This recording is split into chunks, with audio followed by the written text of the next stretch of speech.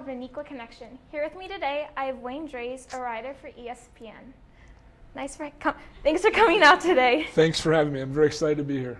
So why don't you tell us a little bit about your job? Well, I've been a feature writer for ESPN.com and ESPN Magazine for 15 years now. And my job is simply to travel the country and travel the world and tell great sports stories. What are some cool places you've been? I've been to New Zealand. I've been to Brazil, Russia, Argentina, Italy, Germany, England, Scotland, and I think like 44 of the 50 states. So a lot of travel.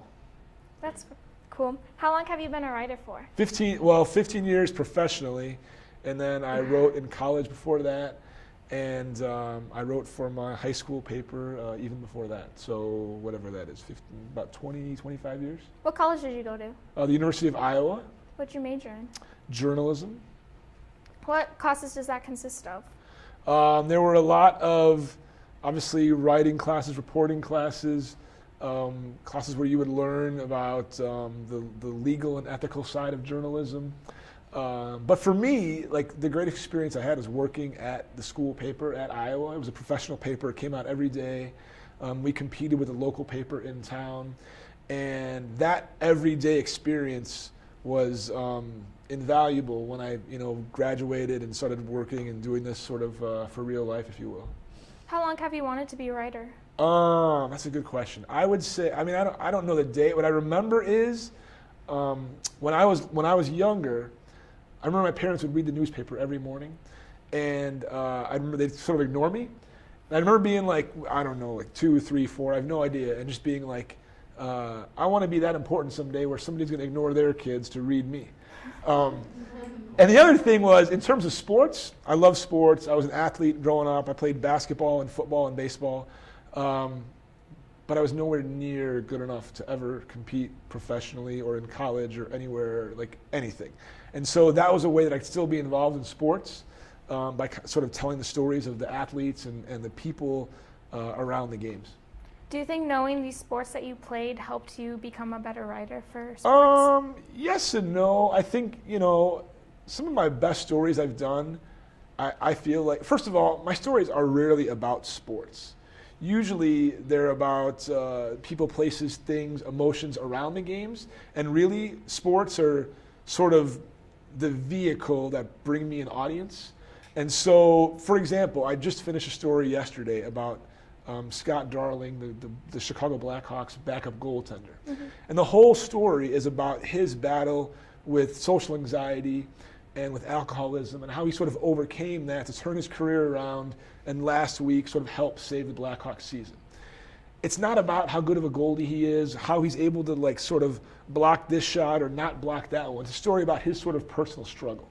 So in many ways, a great knowledge about sports isn't all that important. Having said that, sometimes when I write about, like I did a story in January, I was in New Zealand, I wrote about cricket. And I don't know anything about cricket. And sometimes when you show up for a sporting event or anything that you don't know anything about, your awareness of little details it exceeds somebody who's there all the time, right? So if I take you to a basketball game and you've never been there before, you would notice things that I've stopped noticing because I've been there 20 times. You'd be like, oh, it's so interesting how this happens or that happens. And so in many ways, you don't need necessarily be an expert, and in some ways it even sort of helps you to not be, if that makes sense. Yeah. Who's someone fascinating that you really enjoyed interviewing? That's a great question. I've had a lot of interesting interviews over the years. 2 people that stick out in my mind recently. One is Bodie Miller, who was a skier on the U.S. Olympic ski team. He's probably the most decorated American male skier of all time. And I did a story on him before the Olympics in Sochi last year. And what I loved about him was he was 100% real, open, and honest with no filter.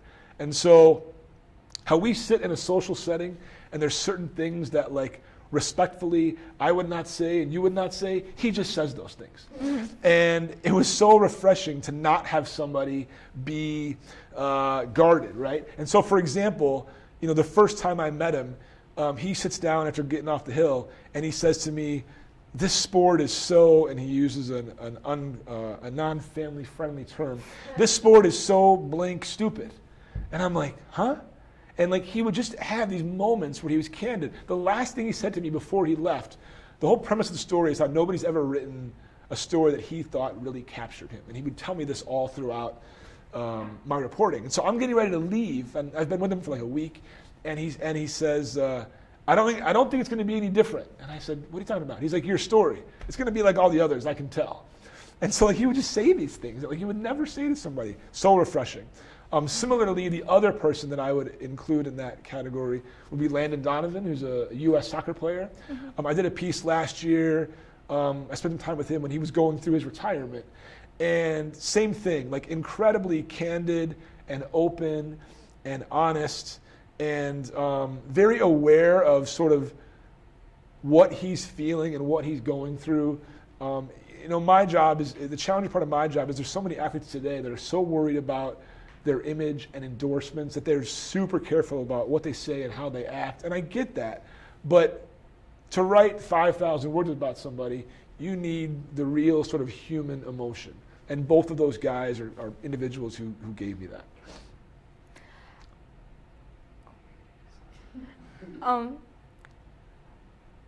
If you could go back to college, would you choose the same career at journalism, or do you think you would choose another job or major? I would definitely choose the same career. But having said that, I am incredibly lucky that my career has sort of evolved the way it has. There the folks that graduate. I mean, I started my job at ESPN 3 months after I graduated from college. That doesn't happen today, where you graduate from college and go straight to start working at ESPN. And so, I don't know what the odds were of that working out and happening for me, if it was 10% or 5% or whatever it was. If I could go back and know that the dice were going to come up 7 again and I was going to, have this path, I would.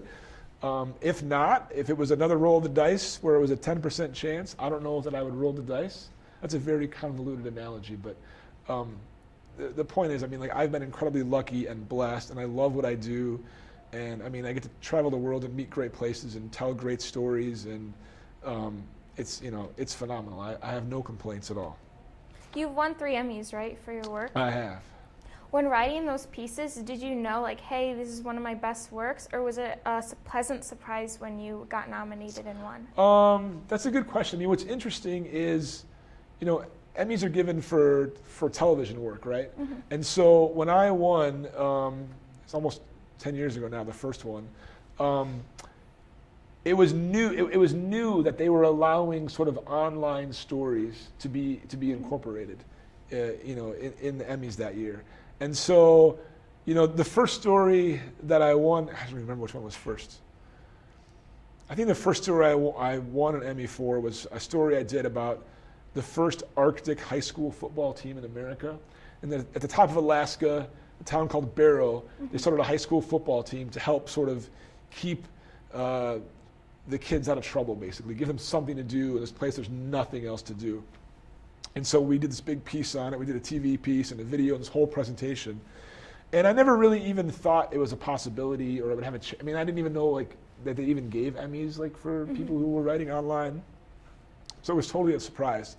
After that one, the next year, I would be working on a story like, ooh, maybe this could win an Emmy. Like I would sit there and you'd think that, and I've learned now it's not that easy. I've won 2 more, but it hasn't happened in 7 or 8 years. It's more competitive. There's so many great stories out there. But certainly, when you're working on a special story, you know that, you feel that this is a story that's going to touch a lot of people and have an impact. Unfortunately, that's all the time we have today. I'm Caitlin Curry with Nico and Connection. Thanks for coming out today.